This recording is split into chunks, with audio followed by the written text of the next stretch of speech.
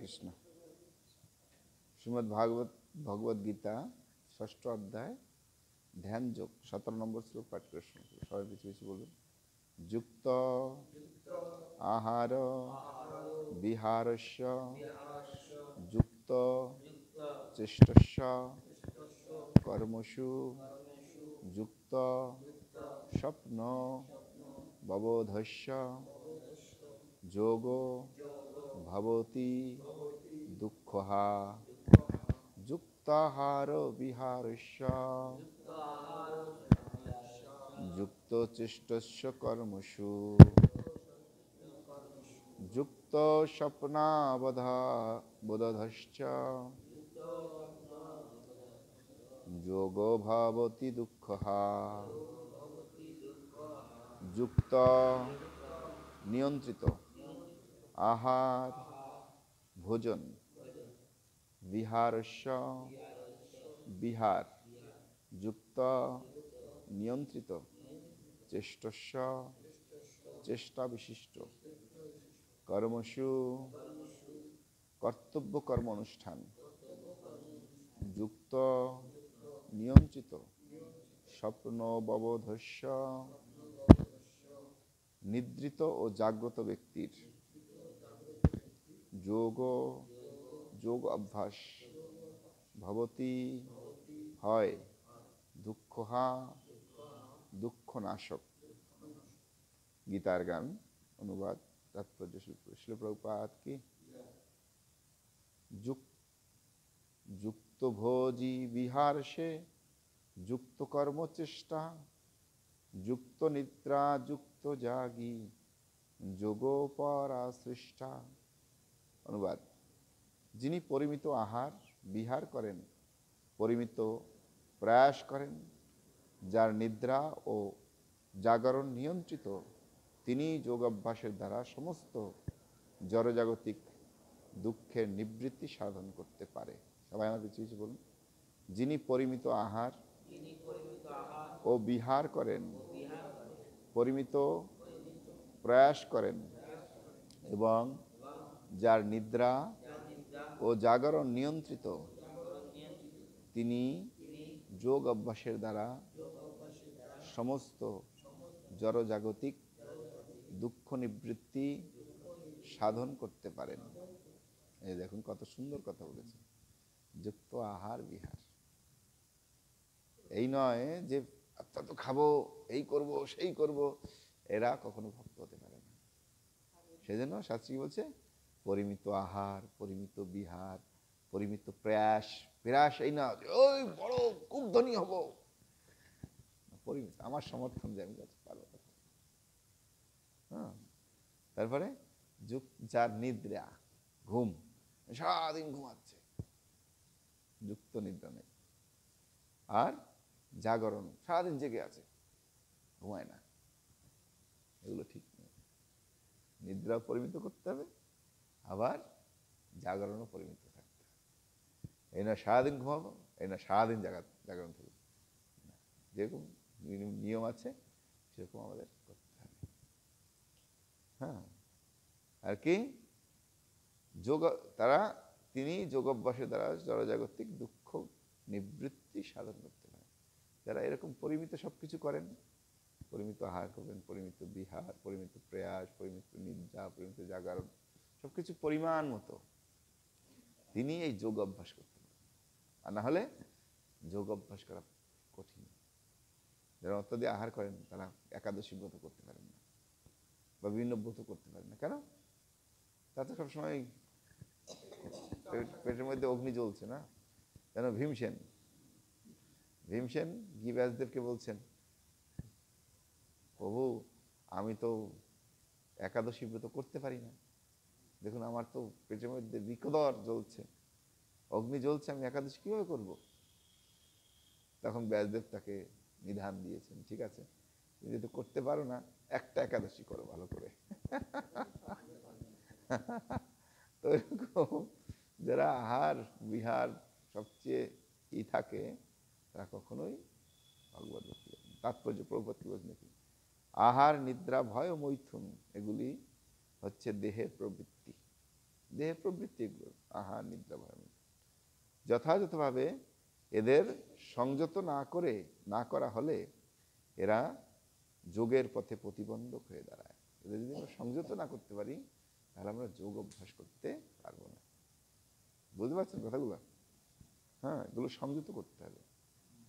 হ্যাঁ, ভগবানকে প্রসাদ গ্রহণ করার মাধ্যমে আহারের প্রবৃত্তি সংযত করা যায়। ভগবানের প্রসাদ, যেমন অনেক সময় দেখা যায় রাস্তা গেলেই এটা দেখুন খাই একটু, এটা দেখলি খাই একটু, ওইটা দেখলি খাই একটু। যখন বলবে না আমি তো ভোগ না দিয়ে কিছু খেতে পারবো না, তখনই এগুলো নিয়ন্ত্রিত হয়ে যাবে। হ্যাঁ, এগুলো নিয়ন্ত্রণ হবে। আর যদি না যা পাবো তাই খাবো, তাহলে নিয়ন্ত্রণ হবে।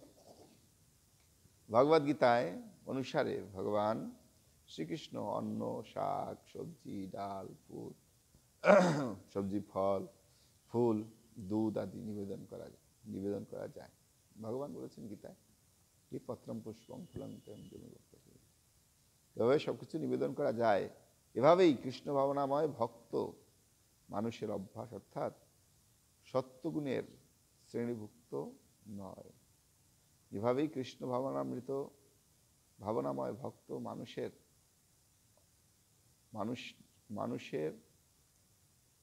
অযোগ্য অর্থাৎ সদ্গুণের শ্রেণীভুক্ত নয়, এমন খাদ্য বর্জন করার শিক্ষা লাভ করেন।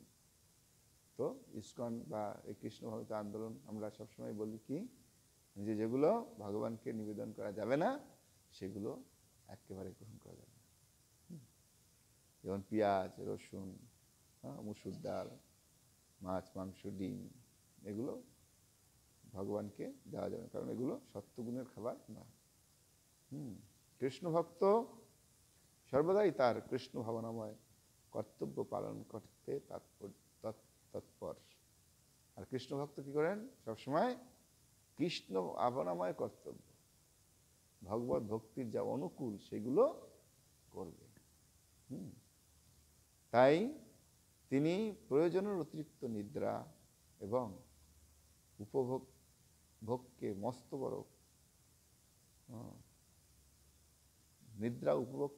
বড় ক্ষতি বলে মনে করেন। মানে বেশি ঘুমানো, এটা হচ্ছে মস্ত বড় ক্ষতি। অব্যর্থ কালোত্তাদ, কৃষ্ণ ভক্ত শ্রীকৃষ্ণের সেবা না করে একটি মুহূর্ত নষ্ট করতে চান না। তাই তিনি খুব অল্প সময়ে নিদ্রার জন্য ব্যয় করেন। এই বিষয়ে তার আদর্শ হচ্ছে শিল রূপ গোস্বামী, যিনি সর্বদাই কৃষ্ণ ভাবনায় তন্ময় থেকে কেবলমাত্র 2 ঘন্টার জন্য নিদ্রা যেতেন, কখনো কখনো আবার তারও কম। নামাচার্য ঠাকুর হরিদাস 3 লক্ষ নাম জপ না করে মুহূর্তের জন্য ঘুমাতেন না এবং প্রসাদ পর্যন্ত গ্রহণ করতেন না। কৃষ্ণ ভক্ত ছাড়া কৃষ্ণ ভক্ত আর কোনো কর্মই করেন না। তাই কৃষ্ণ ভক্তিময় কর্ম ছাড়া অন্য কিছু করেন না। তাই তার প্রতিটি কর্মই সংযত এবং ইন্দ্রিয় তৃপ্তির কুলুষ থেকে মুক্ত। কৃষ্ণ ভক্তের যেহেতু ইন্দ্রিয় তৃপ্তির বাসনা থাকে না, তাই তার সুখ এবং জড় সুখ ভোগের অবকাশ নেই। যেহেতু তার কর্ম, বাক্য, নিদ্রা, জাগরণ এবং সব রকমের দৈহিক কর্ম সুনিয়ন্ত্রিত, তাই তিনি কখনো জড়জাগতিক ক্লেশ ভোগ করেন না। তো আমাদের জড়জাগতিক ক্লেশ ভোগ করার একটাই মানে কি? আমাদের অত্যাধিক ভোগ, লালসা। শাস্ত্র বলছে জিহ্বার লালসায় ইতি উতি ধায়, শিষ্ণদৈন পরায়ণ কৃষ্ণ নাহি পায়। যারা জিহ্বার লালসায় এখানে সেখানে দৌড়াচ্ছে, খাবো খাবো খাবো খাবো খাবো, দেখবেন তারাই বেশি রোগ ভোগ করছে। তারাই রোগী। সমাজে দেখবেন হাসপাতালগুলো এখনো ভর্তি কেন? একদিন বারাসাত হাসপাতালে গেলাম, দেখি প্রচুর ভিড়, আর ওই শ্রেণীর খাবক শ্রেণীর লোক সব। তাদের দ্বারাই হসপিটাল সব ভরে আছে। কেন? তাদের সবসময় একটাই ভাবনা, কি কখন খাবো খাবো খাবো খাবো, হাঁস খাবো, মুরগি খাবো, গরু খাবো, ছাগল খাবো, সব খাবো, খাবো খাবো। আর খাবো খাবো করছে করছে আর রোগ আর রোগ। যারা যত ভোগ করবে তাদের তত রোগ। হ্যাঁ, আর সেই জন্য এই কৃষ্ণ ভক্তদের এই ভোগ থেকে আমাদেরকে মুক্ত থাকতে হবে। অত্যাধিক নিদ্রা নয়, অত্যাধিক খাবার নয়, অত্যাধিক ভোগ নয়, অত্যাধিক এই নয়। হ্যাঁ, এটা হচ্ছে কৃষ্ণ ভক্তদের জন্য একটা কি অন্যায় কার্য। সেজন্য কৃষ্ণ ভক্তরা পরিমিত। হ্যাঁ, না 2 ঘন্টা, রূপ গোস্বামী সনাতন গোস্বামীর সঙ্গে তার তুলনা করে চলবে না। আমরা ওই 2 ঘন্টা ঘুমিয়ে থাকতে পারবো না, আমাদের 6 ঘন্টা কমসে কম ঘুমাতে হবে। 6 ঘন্টা বা কেউ 8 ঘন্টা অনেক সময় ঘুমাতে পারে শরীরটা ঠিক রাখার জন্য। হ্যাঁ, আমাদের দেখতে হবে আমরা সুস্থ থাকবো কীভাবে। সুস্থ থাকার জন্য যতটা পরিমাণ ততটাই গ্রহণ করো। তারপর 8 ঘন্টা ঘুমানোর পরেও 16 ঘন্টা আমাদের জীবনে থাকে, সেই 16 ঘন্টা আমরা কৃষ্ণ ভাবনাময় সেবা কার্যে যুক্ত থাকি, তাহলে আর কি চাই? এমনি ভগবতীর পার হতে তো ই লাগবে না, কষ্ট লাগবে না। তাহলে আমাদের উচিত কর্তব্য হচ্ছে কৃষ্ণ ভাবনাময় কর্ম করা। দেখুন, কর্ম অনেক রকমের আছে। শাস্ত্র বলছে 3 প্রকারের কর্ম। একটা হচ্ছে কর্ম, অকর্ম, বিকর্ম। কর্ম হচ্ছে নিজের ইন্দ্রিয় তৃপ্তি করার জন্য যা কিছু করা হয় সেটা হচ্ছে কর্ম।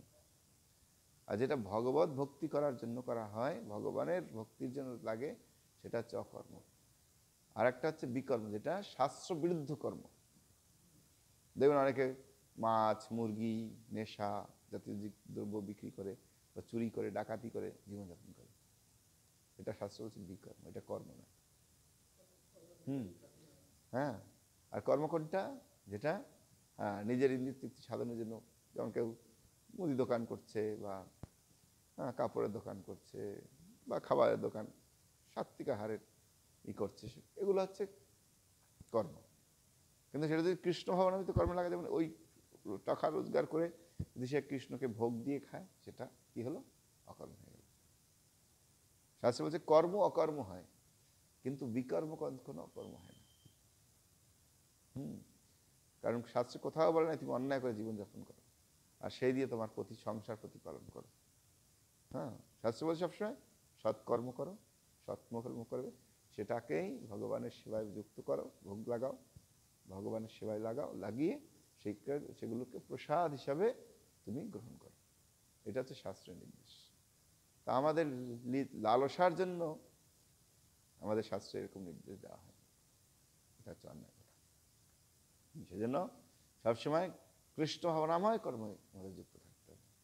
হ্যাঁ, যেই কাজটা আমরা করছি সেটাকে কৃষ্ণের সেবায় লাগাতে হবে, তাহলে সেটা আর কর্ম থাকবে না। সেই কর্মের বন্ধন আছে, কিন্তু অকর্মের কোনো বন্ধন হয় না।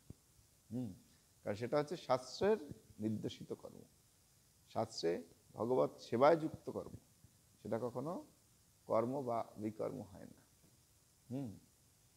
সেই জন্য সবসময় আমাদের চেষ্টা করতে হবে যে সৎ পথে সুন্দর জীবন যাপন করার জন্য, এবং সঙ্গে কৃষ্ণ ভাবনামৃত আন্দোলনে যুক্ত থাকার জন্য।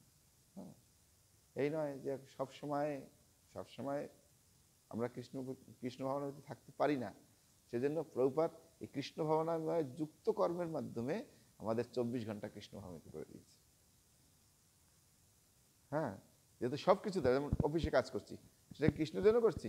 হ্যাঁ, ওই অফিস থেকে যেই ফলটা পাচ্ছি, আমি সেবাটা পাচ্ছি, অর্থটা পাচ্ছি, সেটা কৃষ্ণের সেবায় লাগানোর সঙ্গে সঙ্গে ওই কর্মটা আমার কৃষ্ণ ভাবনামৃত কর্ম হয়ে যাচ্ছে, অকর্ম হয়ে গেল। কর্ম করছি কিন্তু সেটা অকর্মতে পর্যবেসিত হয়ে গেছে। হ্যাঁ, ভগবানের সেবায় লেগে গেছে। না না, সেরকম নয়। যেহেতু আমি বাড়িতে ভোগ লাগিয়ে খাচ্ছি, আমার পরিবার কৃষ্ণ ভাবনামৃত আছে, সবকিছু, সবাই কৃষ্ণের ভক্ত, তাহলে তাদের সেবায় যেটা লাগবে সেটা কৃষ্ণ ভাবনামৃত করবে। হ্যাঁ, এই নয় যে অন্য কিছু। তো সেজন্য আমাদের চেষ্টা করতে হবে সবসময় কৃষ্ণ ভাবনামৃত কর্মে যুক্ত থাকতে। সবকিছুর দ্বারাই কৃষ্ণ সেবায় যুক্ত। হ্যাঁ, এই নয় যে শুধু মঠ মন্দির সব দিয়ে দেবো, না না, এরকম না। হ্যাঁ, আপনি নিজের বাড়িতে, নিজের পরিবারে, নিজের সেবায়, হ্যাঁ, নিজের মানে পরিবারের সেবা যদি কৃষ্ণ ভাবনামৃত আন্দোলনের মাধ্যমে করেন, সেটাও ভগবানের সেবা। কিন্তু কি হয় যে দেখুন, মঠ মন্দির কেন হয়? মঠ মন্দির হচ্ছে আমাদের প্রচার বা উৎসাহের একটা কেন্দ্র, যেখান থেকে আমাদেরকে শিক্ষা দেওয়া হয়। যেমন স্কুল কলেজে বই, পাঠ্য পুস্তক, বই গ্রন্থের শিক্ষা দেওয়া হয়, সে মঠ মন্দির থেকেও আমাদের আধ্যাত্ম চর্চার শিক্ষা দেওয়া হয়। সেজন্য সেখানে যারা থাকে তারা হচ্ছে শিক্ষক বা টিচার, গুরু। হ্যাঁ, আর গুরুদের সেবা করা বা তাদের পরিচালনা করাও আমাদের একটা কর্তব্য। হ্যাঁ, যেমন যেমন সাধুরা বাইরে প্রচার করছে, মানুষকে প্রসাদ দিচ্ছে, বিভিন্ন প্রোগ্রাম করছে, সেখানে তো অনেক খরচা হচ্ছে। হ্যাঁ, বিনা পয়সা তো কিছু পাওয়া যায় না। তো সেখানে আমরা যখন কৃষ্ণ ভাবনামৃত কর্মে লাগাবো, তখনও ভগবত ভক্তির মধ্যেই পড়ে। কারণ তারা তো নিজের জন্য করছে না, তারা 10 জনের জন্য করছে।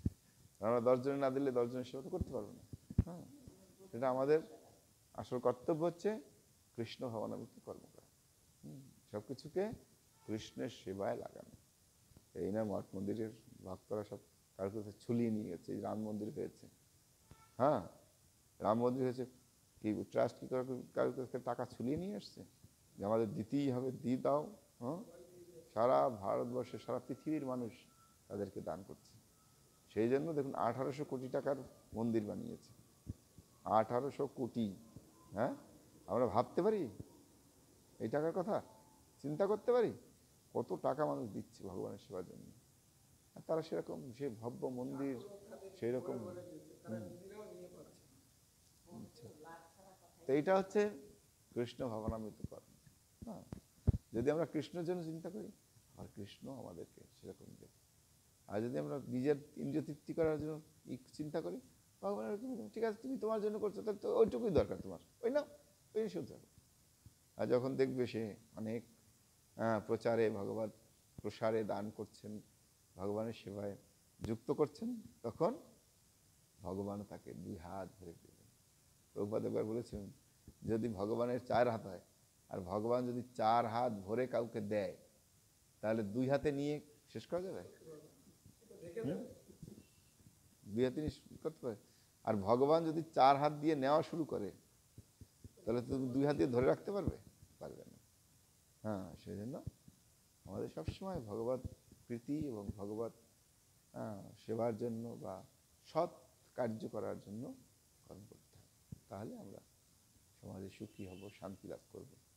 আর যদি না, নিজের ইন্দ্রিয় তৃপ্তি সাধন করবো, ভালো মন্দ খাবো, ঘুরবো, পূর্বদিন কদিন পর রোগ শোকে ভোগে মরে যাচ্ছে, টাকাগুলো সব ব্যাংকে পড়ে আছে, আর সেগুলো সরকার নিয়ে নিচ্ছে, আর কি, ওর কোনো নেই। সেই জন্য সবসময় কৃষ্ণ ভাবনামৃত দেবেন। যারা কৃষ্ণ ভাবনামৃত কর্ম করে তাদের আয়ু বৃদ্ধি পেয়ে যায়, আয়ু বৃদ্ধি পায়। আর যারা কৃষ্ণ ভাবনামৃত কর্ম করে না, দেখবেন দ্রুত কি রোগ শোকে ধরেছে এমন নাই, আর শেষ, কদিনের মধ্যেই আর খুঁজে পাওয়া যাচ্ছে না, অমুক কোথায় নেই। হ্যাঁ, আবার কর্ম অনুযায়ী থাকে, আবার আসতে হবে। এইটা নয়, আমাদের সবসময় চিন্তা করতে হবে কৃষ্ণ ভাবনামৃত কর্ম, এবং সেই কর্মের মাধ্যমে আমাদের জীবন। হরে কৃষ্ণ কৃষ্ণ কৃষ্ণ হরে হরে, হরে রাম রাম রাম রাম। জগদীশ প্রভুপাদ কি, তোমাদের গৌর ভক্তবৃন্দ কি।